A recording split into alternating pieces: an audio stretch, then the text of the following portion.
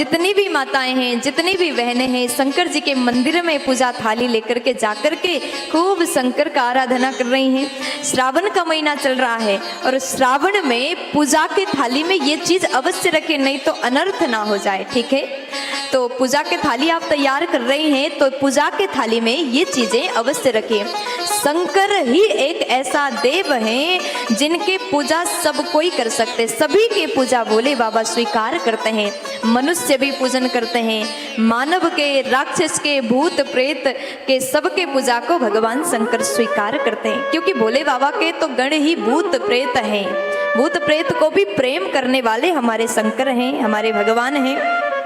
धरती में रहने वाले, पाताल में रहने वाले, आकाश में रहने वाले, सब कोई भोले बाबा के पूजन करते हैं और सभी के पूजन को भगवान शंकर स्वीकार कर लेते हैं। और श्रावण के महीना चल रहा है, आप भी शंकर जी की आराधना करने जा रहे हो, पूजा थाली आप सजा रहे हैं, तो थाली में क्या क्या होना चाहिए आज आप सुन लीजिए।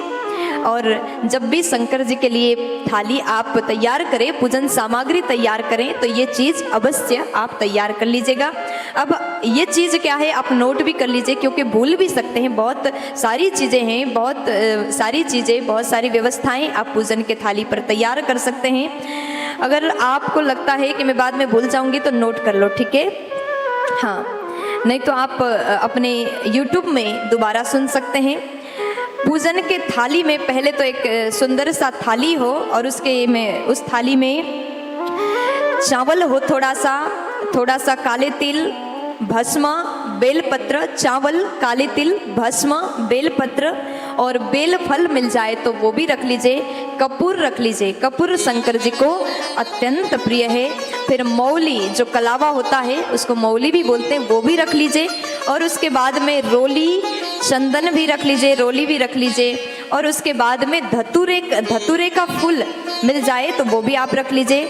थोड़ा सा मीठा, जो सुंदर बढ़िया जो आपको लगे वो मीठा भी आप रख लीजिए।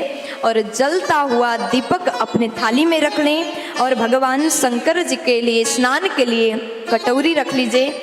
और उसके बाद में चंदन, रोली, कपूर मिला करके उस कटोरी में भगवान शंकर जी के स्नान के लिए रख लीजिए। ठीक है, रख लिया। आप थाली तैयार कर रहे हैं तो जरूर इस चीज को छोड़ना मत। और पंचामृत भोले बाबा को अत्यंत प्रिय है। पंचामृत में क्या लगेगा? घी, दही, दूध, शहद और चीनी, ये 5 चीज को मिला करके पंचामृत तैयार किया जाता है। ये भी भोले बाबा को अत्यंत प्रिय है। पंचामृत रख लो। बेलपत्र रख लीजिए, बेलपत्र तो भोले बाबा को और ज्यादा प्रिय है। और बेलपत्र में अगर आप चाहते हैं भगवान हमसे खुश हो जाएं, भगवत प्राप्ति के लिए ओम या श्री ये शब्द आप बेलपत्र में लिख सकते हैं। धतूरा, बेर, संतरा भगवान को अत्यंत पसंद है। संतरे का जो फल होता है अगर आपको मिल जाए तो संतरे का फल भी भोले बाबा को अत्यंत प्रिय लगता है, वो भी रख लीजिए।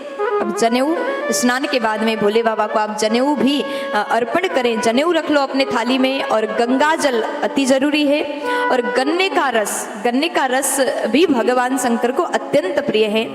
और उसके बाद में लौंग, इलायची, पान के पत्ते के साथ में आप रखें। ठीक है, लौंग, इलायची, पान के पत्ते के साथ में रखें। इन चीज़ों को आप अगर चढ़ाते हैं पूजन सामग्री में, जो पूजन की आपका थाली है उसमें ये चीज़ आप चढ़ाएं और ये लेकर के भगवान शंकर के मंदिर में जाओगे, शंकर का अभिषेक करोगे, पूजा पाठ करोगे, आराधना करोगे, तो ऐसा करने से मन चाहा वरदान आपको प्राप्त हो जाएगा। श्रावण के महीने में आपके पूजा की थाली में ये चीज रखना बिल्कुल मत भूलिएगा।